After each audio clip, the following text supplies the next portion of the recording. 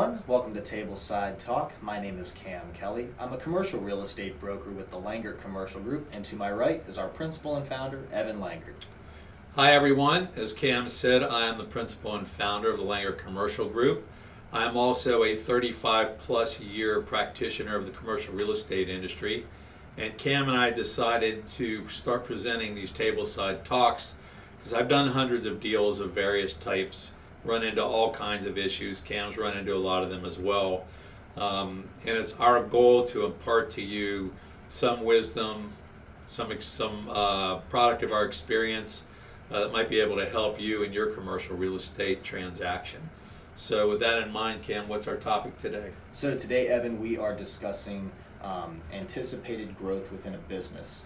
So as you know, we'll get calls from tenants and they'll ask, I want to lease a piece of commercial real estate, but I think I might be growing a decent amount over the course of my term there. And so I was hoping you would be able to speak to how someone should manage a space search when they anticipate probable growth within their organization. Sure. This comes up more than you'd think. Somebody might be, it happened years ago, it was more in the tech industry. Now it's in all kinds of industries, but it would go like, we're expanding greatly, our growth trajectory is like that, and I think it's going to continue. Right now we need 5,000 square feet or so, but if this continues like that, we're going to need 10,000 maybe in 6 months to a year, but we don't know if it's going to happen. Other times we're vying for a government contract that we think we have a good shot at getting. If we get that government contract, we're going to need twice the space that we have now. If we don't get it, we're not going to grow at all. That sort of a thing. So people are not sure. Well, do I lease the 5,000 square feet and then we're crammed in like sardines and we have 4.5 years left in our lease and just too many people in one little space? Or do we go ahead and lease the 10,000 anticipating our growth, and then if it doesn't happen, we're paying rent on 10,000 square feet of space, we only need 5,000 square feet of space. So what people often do in these situations is what's called a right of first offer or a right of first refusal. Those are similar, but there are some differences between a right of first offer and a right of first refusal. I'm not going to go into those differences here, but what they have in common is that they're a way to spread into additional space in a building, in a project. First of all, there has to be space to squeeze into.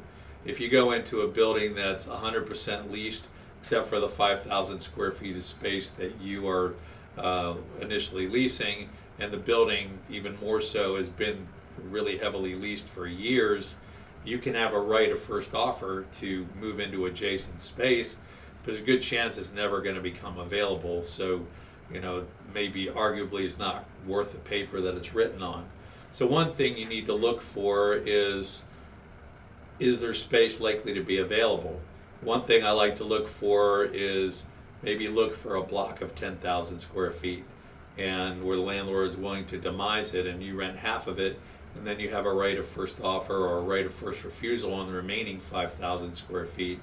Or find a building or a project with some vacancy, or find the landlord that owns a very large office park or a very large industrial park or a very large shopping center, where there are spaces that come up regularly. In all those situations, you've got a much better chance at having somewhere to expand into. And so what happens typically is you have the right to expand into this space, but the landlord's not going to keep it out there for you indefinitely. So what happens is someone else comes along and they want the space that's next to you that you have the right of first offer or the right of first refusal on. They come to you and they say, we are kind of at terms with these people. We're going to lease it to them for $26 a square foot for a 5-year term. Do you want it upon those terms? And you have a short period of time, often 10 days or so, to let them know, yes, I'll take it at those terms. If you do that, then you amend your lease so that you now are leasing 10,000 square feet.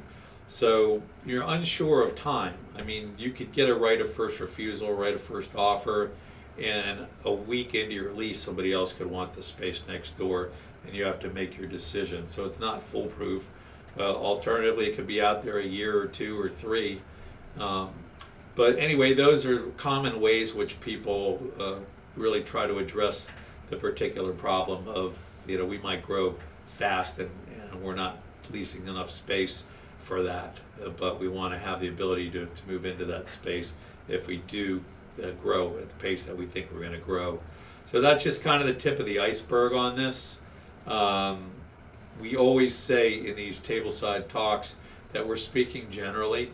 Every situation is different. That's really not just a cliche or an overstatement.